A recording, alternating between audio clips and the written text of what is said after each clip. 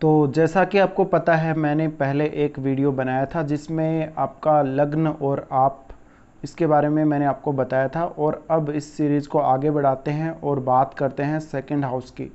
तो जब हम प्रथम भाव से दूसरे भाव यानी सेकंड हाउस में जाते हैं, तो अब सेकंड हाउस आपके लिए काफ़ी इम्पोर्टेंट हो जाता है। लगन के बाद जो दूसरा सबसे इम्पोर्टेंट हाउस होता है वो ये सेकंड हाउस ही होता है। और सेकंड हाउस से हम क्या क्या देख सकते हैं? देखिए, सेकंड हाउस है वो आपकी फैमिली को बताता है, आपकी फैमिली की हिस्ट्री को बताता है, आपकी फैमिली में किस प्रकार के सदस्य हैं, आपकी फैमिली के साथ किस प्रकार का व्यवहार है, आपकी फैमिली से बनती है या नहीं बनती है, आपकी बॉन्डिंग कैसी रहती है फैमिली के जो सदस्य हैं उनके साथ, और आपकी फैमिली वैल्यू कैसी है। आप एक हाई लेवल फैमिली से बिलोंग करते हैं या एक मिडिल क्लास जो फैमिली होती है उससे बिलोंग करते हैं, या आप एक निम्न जीवन स्तर जीते हैं। तो ये सब सेकंड हाउस बताता है। इसके अलावा सेकंड हाउस आपकी जो फिक्स्ड एसेट्स है उसके बारे में बताता है। जैसे आपके पास सोना चांदी कितना है, आपके पास बैंक में डिपॉजिट कितना है, और इसके साथ ही आपका जो ऐतिहासिक जो चीज़ें हैं जो जिनको आप संग्रह करते हैं, उन सब का ये सेकंड हाउस ही हमें ब्यौरा देता है। साथ ही सेकंड हाउस ये दिखाता है कि आपकी जो अर्निंग जो आप करते हैं, जो आप कमाते हैं, पैसा जो कमाते हैं, उसका नेचर क्या है, किस प्रकार से आप अर्निंग करते हैं। इसके अलावा सेकंड हाउस हमें ये बताता है कि आप अपने पैसे को, आप अपने धन को हैंडल कैसे करते हैं, आप कितना बचाते हैं, कितना खर्च करते हैं।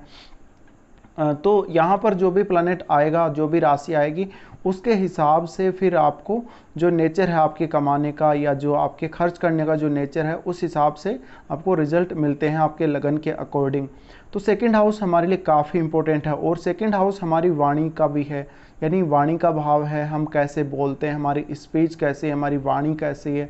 कुछ लोगों की वाणी है वो काफ़ी र्यूड होती है, या यूँ कहें कि ऐसी वाणी होती है कि सामने वाले को लगता है कि आप झगड़ा कर रहे हैं, ना कि आप उससे बात कर रहे हैं, या आप बहुत ज़्यादा गुस्से में लगते हैं, या आपकी वाणी बहुत ज़्यादा सुरीली होती है, बहुत अच्छी होती है, जिसको बार बार सुनने को मन करता है। तो सेकंड हाउस काफ़ी इंपॉर्टेंट है। सेकंड हाउस इसलिए भी इंपॉर्टेंट है क्योंकि ये आपकी संतान का ये 10th हाउस है, और आपके लिए ये सेकंड वाइफ या सेकंड हस्बैंड को दिखाता है, क्योंकि ये आपके 7th हाउस से ये अष्टम भाव है। और जो आपका अष्टम भाव है, वहाँ से आपका अष्टम भाव कौन सा होगा? 3rd हाउस होगा। तो ये आपके सेकंड पार्टनर को दिखाता है, सेकंड लाइफ पार्टनर को दिखाता है। तो सेकंड हाउस किसी की भी कुंडली में अच्छा होना चाहिए। वहाँ पर जो ग्रह हैं वो शुभ होने चाहिए। अगर क्रूर ग्रह इस भाव में बैठ जाते हैं तो आपकी जो फैमिली लाइफ है वो प्रॉब्लमेटिक हो जाती है। इसके साथ ही यहाँ पर जो भी साइन आएगा, यानी जो भी राशि आएगी, वो आपकी अर्निंग को दिखाती है। आप कितना अर्न करते हैं, आपकी जो प्रवृत्ति है पैसे को लेके, आपकी जो सोच है वो कैसी है। इसके अलावा हमारी जो भोजन संबंधी जो आदतें हैं, आप क्या खाते हैं, आपकी खाना खाने की आदतें कैसी हैं, वो सब दिखाता है। इसके अलावा सेकंड हाउस हमारा जो आँखें हैं, क्योंकि आँखें भी सेकंड हाउस में आती हैं, और आँखों से लेके हमारा जो गले तक का भाग है, पूरा गले तक का, वहाँ तक का जो भाग है वो सेकंड हाउस में आता है। तो हम जो भी चेहरे पर कोई फेशियल वगैरह या कोई क्रीम वगैरह लगाते हैं, तो वो सब हम सेकंड हाउस से देख सकते हैं। और किसी की भी वाणी किस प्रकार की है, किसी का भी चेहरा किस प्रकार का है, चेहरे की बनावट किस प्रकार की है, ये सब हमें सेकंड हाउस बताता है। तो सेकंड हाउस काफ़ी इम्पोर्टेंट है। और सेकंड हाउस में जो भी ग्रह यहाँ दृष्टि डालेंगे वो आपकी वाणी को प्रभावित करेंगे, वो आपकी खान पान की आदतों को प्रभावित करेंगे, वो आपकी जो संपत्ति है, जो आपने कलेक्ट करके रख रखी है, जो आपने सेव करके रख रखी है, उसको दिखाएगा। इसके अलावा आपकी जो फैमिली वैल्यू है वो किस प्रकार की है, आपकी फैमिली की हिस्ट्री क्या है, आप कहाँ से आपकी फैमिली उत्पन्न हुई थी और कहाँ तक अब आपकी आगे जो फैमिली है वो जाने वाली है, ये सब दिखाता है। और ये सेकंड हाउस काफ़ी इम्पोर्टेंट है, क्योंकि आपको पता है कि आजीविका का जो साधन है, जिससे हम अर्निंग करते हैं और जो हम सेव करते हैं, वो सब यहाँ हम स्टोर करते हैं। तो सेकंड हाउस में जो हम हमारी बचत करते हैं वो आती है, और हमारे बैंक में जो भी हम लॉकर रखते हैं, या हम जितना भी हमारे अकाउंट में जो जमा धन रखते हैं, उसका यही भाव है। तो एक तरह से हम ये कह सकते हैं कि ये हमारा जो कुछ ही दिनों के बाद जो आने वाला फ्यूचर है, उसके लिए हमने कितना पैसा अर्न करके रखा हुआ है, ये सब भी बताता है। तो सेकंड हाउस काफ़ी इंपॉर्टेंट है और सेकंड हाउस आपका अच्छा होना ही चाहिए। अगर आपको अच्छी लाइफ जीनी है, एक बेहतर जीवन आपको जीना है, तो सेकंड हाउस शुभ ग्रहों से दृष्ट होना चाहिए या शुभ ग्रह सेकंड हाउस में होने चाहिए। अब यहाँ पर कुछ एग्जाम्पल्स हम लेंगे और कुछ ग्रहों की भी बात करेंगे।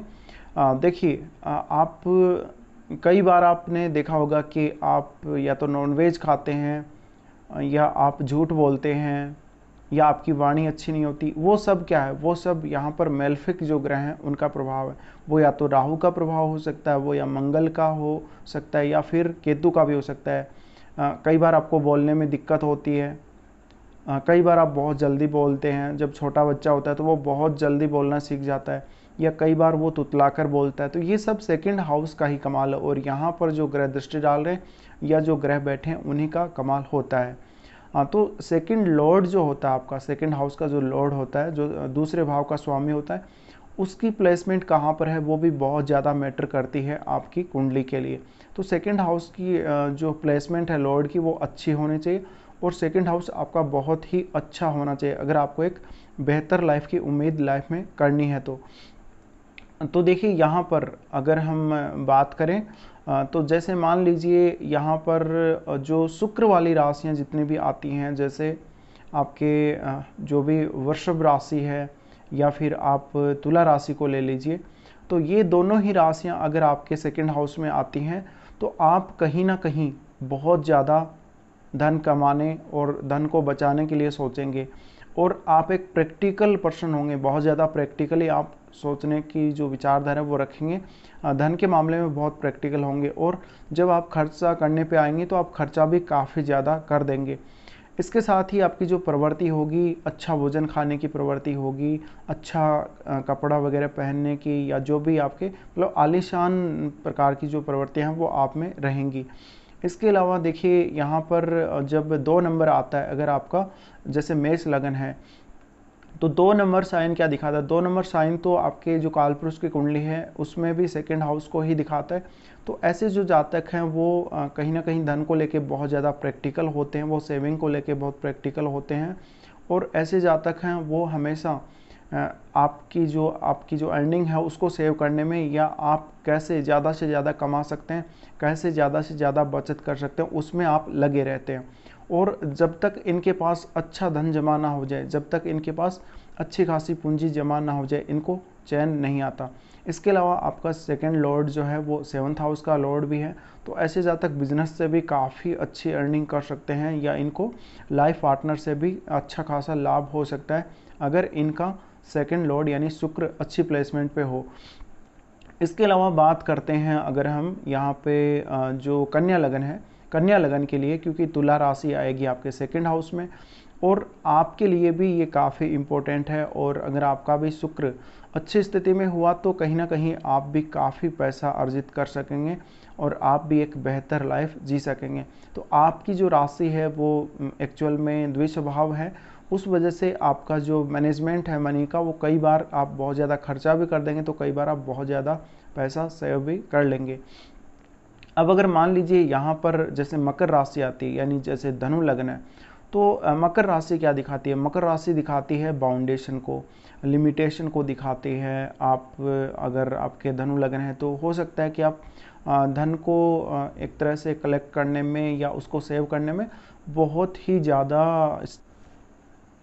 हाँ, तो अब हम बात करते हैं, मान लीजिए आपके सेकंड हाउस में जैसे कुंभ राशि आती है और क्योंकि शनि की राशि है तो आप अपना जो धन है, जो सेविंग किया हुआ धन है, उसको बहुत ज़्यादा बढ़ाने के बारे में तो सोचेंगे, लेकिन क्योंकि आपकी कुंडली में शनि इसके लॉर्ड हैं और शनि बाउंडेशन को दिखाते हैं, शनि बहुत स्लो चलते हैं, तो आपकी जो अर्निंग है, जो आप सेव करते हैं, वो बहुत स्लो हो सकती है। या फिर आप स्लो पैसा कमाते होंगे, ऐसा कोई जॉब करते होंगे कि बहुत सारा धन आपको एक साथ नहीं मिल सकता या आपको बहुत मेहनत करनी पड़ती होगी। तो ये सब आपकी लाइफ में रह सकता है और आपका जो पैसा खर्च करने का तरीका है वो भी काफ़ी कैलकुलेटेड हो सकता है। अगर मान लीजिए जैसे गुरु की राशियाँ अगर आपके सेकंड हाउस में आती हैं, दोनों ही धनु और मीन राशि, तो आप हो सकता है कि बहुत ज़्यादा पैसा भी खर्च कर देंगे। या आप कई बार बहुत कम पैसा खर्च करेंगे। आपका क्योंकि ड्यूअल नेचर रहेगा तो दोनों ही प्रकार की प्रवृत्ति यहाँ पर देखने को मिलेगी। इसके साथ ही अगर मान लीजिए आपके लिए अगर बुध की राशियाँ आपके सेकंड हाउस में आती हैं तो आपकी जो स्पीच है वो काफ़ी अच्छी होगी, या आप बहुत ज़्यादा बोलने वाले हो सकते हैं। इसके साथ ही आप धन कमाने में भी काफ़ी अच्छे हो सकते हैं, लेकिन आप साथ में पैसे को खर्च भी बहुत जल्दी करेंगे। तो अब वहाँ भी आपका जो नेचर है वो ड्यूअल टाइप का रहेगा, और कहीं ना कहीं आप बहुत ज़्यादा पैसा खर्च करेंगे या आप बहुत कम पैसा खर्च करेंगे। अगर मान लीजिए जैसे चंद्रमा की राशि आती है आपके सेकंड हाउस में, कर्क राशि, तो आप अपने सेविंग्स को लेके बहुत ही इमोशनल रहेंगे, और अगर आपकी कुंडली में चंद्रमा की स्थिति अच्छी नहीं है तो आप बहुत ज़्यादा ही इमोशनल हो जाएंगे और आप बहुत ज़्यादा परेशान भी लाइफ में रहेंगे अगर आपके पास पैसे की बचत नहीं हो पाती हो। इसके अलावा अगर फायरी साइन जो भी हम बात कर रहे हैं, फायरी साइन अगर कोई भी आता है, मेष हो या फिर वो सिंह हो या फिर वो धनु हो, तो ये साइन जब भी सेकंड हाउस में आएंगे, ऐसी कंडीशन में जातक हो सकता है कई बार बहुत जल्दी पैसे को खर्च भी कर दे, और ऐसे जातक बहुत ज़्यादा ऐसे किस्म के होते हैं जो बहुत जल्दी खर्च कर देते हैं, जो खर्चीले स्वभाव वाले होते हैं, क्योंकि ये जो फायरी साइन है वो फास्टनेस को दिखाता है, तेज़ी को दिखाता है। तो जब ये पैसा खर्च करेंगे तो बहुत तेज़ी से कर देंगे, या फिर जब ये अर्न करेंगे तो भी ये बहुत तेज़ी से पैसा अर्न कर सकते हैं। वो तो आपके ओवरऑल कुंडली पे डिपेंड करेगा। इसके अलावा अगर और भी जैसे मान लीजिए यहाँ पर 8 नंबर आता है आपके, तो 8 नंबर वाले जो जातक हैं वो हो सकता है अचानक अपना जो धन है उसकी कहीं ना कहीं से व्यवस्था करें और उसको वो सेव करें। वृश्चिक राशि, तो वृश्चिक राशि यहाँ पर आने से आपकी जो वाणी है वो भी थोड़ी सी गुस्सैल टाइप की हो जाएगी कहीं ना कहीं। अब अगर मान लीजिए हम ग्रहों की बात करते हैं, तो देखिए अगर मान लीजिए आपका मंगल आता है सेकंड हाउस में, तो आप अपना पूरा जोर अपने धन को बढ़ाने में, अपने सेविंग्स को बढ़ाने में लगा देंगे, और आपकी जो वाणी है वो इतनी अच्छी नहीं होगी। फैमिली के सदस्यों के साथ भी कई बार विवाद होता रहेगा, कई बार आप बहुत ज़्यादा गुस्सैल हो जाएंगे, तो यहाँ पर थोड़ी प्रॉब्लम क्रिएट होगी। अगर आपके बुध आते हैं सेकंड हाउस में, बुध आने की स्थिति में आप बहुत ज़्यादा बातूनी नहीं हो सकते हैं। अगर बुध यहाँ पे अच्छी स्थिति में हुए तो बुध धन को भी दर्शाते हैं, जिसकी वजह से आपके पास पैसा काफ़ी हो सकता है। एक समय के बाद आप अच्छे अर्निंग कर सकते हैं लाइफ में, और अपना पैसा बहुत सारा आप बचाकर अपने पास रख सकते हैं। या हो सकता है कि आप कुछ ऐसा काम करें, कोई क्रिएटिव काम करें, या आपकी जो स्पीकिंग स्किल है वो ऐसी हो कि आपको ऐसा जॉब करना पड़े जहाँ पे आपको ज़्यादातर बोलना पड़ता हो, तो बोलने के द्वारा भी आप धन कमा सकते हैं। अगर यहाँ पर शुक्र आते हैं तो शुक्र आपकी पर्सनैलिटी को, विशेषकर आपके फेस को काफ़ी अच्छा बना देंगे। आप कोई संगीतकार या कोई क्रिएटिव फील्ड से जुड़े हो सकते हैं, या फिर आपका अगर शुक्र किसी और ग्रह के साथ भी यहाँ बैठा है, जैसे राहु जैसे ग्रह के साथ बैठा है, तो भी आप काफ़ी ज़्यादा प्रवीण होंगे बोलने में, और दूसरे लोगों को अपनी वाणी के द्वारा प्रभावित करने में। कई बार आप झूठ भी बोल देंगे और आप अपनी झूठी प्रशंसा भी कर देंगे, और कई बार आप धन के लिए भी झूठ बोल देंगे। यहाँ पर अगर बृहस्पति जैसा ग्रह आता है तो बृहस्पति ये दिखाता है कि आप जो अर्निंग करेंगे वो सही तरीके से करेंगे यहाँ पर, और कहीं ना कहीं आप जो अर्निंग करेंगे वो एकदम लीगल होगा तरीका, और आप अपनी फैमिली का भी पूरा ध्यान रखेंगे उसमें, और फैमिली के साथ आपकी बॉन्डिंग काफ़ी अच्छी होगी। अगर यहाँ पर केतु जैसा ग्रह आता है अगर आपके सेकंड हाउस में, तो केतु ये दिखाता है कि आपको यहाँ पर और ज़्यादा अर्निंग करने की ज़रूरत है। जो आप जॉब कर रहे हैं उसमें बहुत ज़्यादा आपको पैसा कमाने की ज़रूरत है, और आप संतुष्ट नहीं होंगे आप कितना भी अर्निंग कर लें, कितना भी आप पैसे की बचत कर लें। इसके अलावा केतु अगर यहाँ पर है तो आपको वाणी से संबंधित कुछ दिक्कत भी हो सकती है कभी कभी। इसके अलावा फैमिली से भी आपका कई बार डिटैचमेंट हो सकता है, तो फैमिली के जो सदस्य हैं उनके साथ भी आपका जो व्यवहार है वो उतना अच्छा शायद ना रहे। इसके अलावा अगर यहाँ पर कोई और ग्रह जैसे सूर्य आते हैं, तो सूर्य आपको ज़बरदस्त यहाँ पे स्किल देते हैं पैसा अर्जित करने की और पैसे को सेव करने की, लेकिन यहाँ भी फैमिली के साथ कई बार आप बहुत ज़्यादा उलझ जाते हैं, क्योंकि आप चाहते हैं कि फैमिली के जो लोग हैं वो आपकी ही बात को माने, आपको वो पूरी रेस्पेक्ट दें, जिस वजह से आपको कई बार दिक्कत हो सकती है। अगर यहाँ पर चंद्रमा आ जाते हैं तो चंद्रमा इमोशनलिटी को दिखाता है, और चंद्रमा के आने से आपकी जो फैमिली के साथ बॉन्डिंग है वो अच्छी होगी। अगर यहाँ पर चंद्रमा पीड़ित स्थिति में नहीं हुआ तो आपके लिए काफ़ी अच्छा होगा। और आप हालांकि इमोशनल ज़रूर होंगे धन संबंधी मामलों में, और फैमिली से आपका अटैचमेंट अच्छा रहेगा, और उस वजह से भी आपको थोड़ा सा भावनात्मक जो प्रेशर है कहीं ना कहीं वो आपके ऊपर ज़रूर रहेगा। अगर यहाँ पर राहु जैसे ग्रह आ जाते हैं, तो राहु के आने से देखिए आप धन के लिए गलत तरीके इस्तेमाल कर सकते हैं। आप खान पान भी आपका उतना अच्छा नहीं होगा, आप तामसिक भोजन करेंगे। इसके अलावा आपका जो नॉन वेज खाने का तरीका वो भी एकदम अजीब ढंग का होगा। खाने पीने की कोई आदत आपकी प्रॉपर आदत नहीं होगी, कोई आपका तरीका नहीं होगा, कोई आपका टाइम नहीं होगा खाना खाने का। इसके अलावा आप बहुत ज़्यादा झूठ बोलेंगे और अगले को सच लगेगा, तो आप किसी को धोखा भी दे सकते हैं धन संबंधी मामलों में।